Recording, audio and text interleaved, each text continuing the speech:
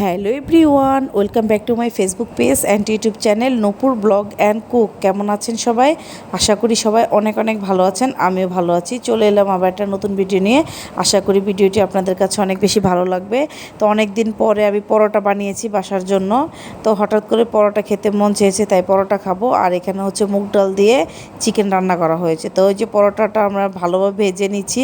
আর এর মধ্যে বলে রাখছি, যারা ইউটিউব চ্যানেল থেকে আমার এই ভিডিওটি দেখছেন, প্লিজ আমার ইউটিউব চ্যানেলটি সাবস্ক্রাইব করে দিবেন আর সাথে থাকা বেল আইকনটি ক্লিক করে দিবেন, যাতে করে আমি নতুন কোনো ভিডিও আপলোড করলে আপনাদের কাছে সাথে সাথে নোটিফিকেশন পৌঁছে যায়। আমার চ্যানেলে ভিডিওটা আপনারা দেখে নিতে পারেন। যারা ফেসবুক পেজ থেকে এই মুহূর্তে আমার ভিডিওটি দেখছেন, প্লিজ আমার ফেসবুক পেজটা একটা ফলো দিয়ে যাবেন, লাইক কমেন্ট শেয়ার করতে ভুলবেন না পরিবার ও বন্ধুবান্ধবের সাথে।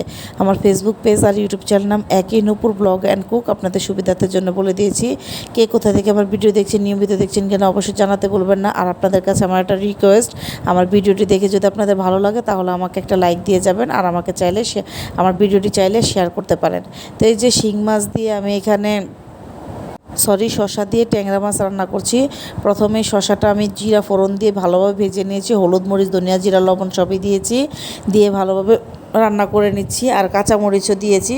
শসার মধ্যে আমি একটু হলুদ দেওয়ার চেষ্টাটা কম করি। সবুজ, যারা নিয়মিত ভিডিও দেখেন, সবুজ শাকসবজির মধ্যে আমি তেমন একটা হলুদ দিই না। আজকে একটু হালকা হলুদ পড়ে গেছে, ক্যামেরার কারণে একটু বেশি দেখা যাচ্ছে ক্যামেরার আলোর জন্য।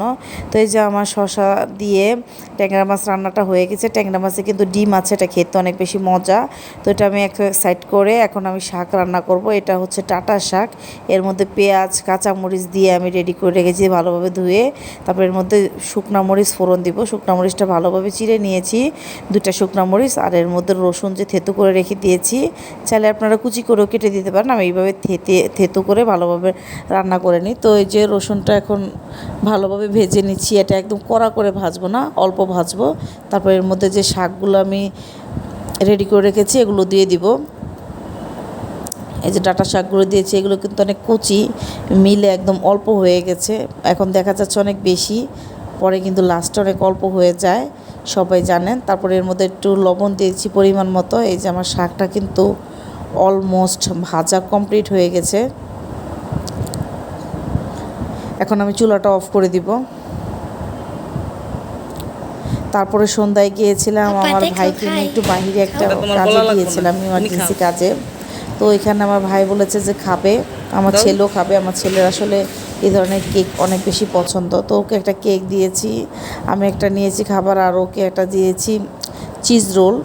তো চিজ রোলটা আমি এর আগেও খেয়েছি, আমার অতটা বেশি ভালো লাগে না, মোটামুটি টেস্ট ওভারঅল অতটা বেশি ভালো না। তো ওর চিজ রোল নিয়েছে, ও কেক নিয়েছে, আর আমি একটা হচ্ছে স্যান্ডউইচ নিয়েছি, চিকেন স্যান্ডউইচ। তো আজকের ভিডিওটি আমার ওভারঅল এই পর্যন্তই। Thank you for watching my video.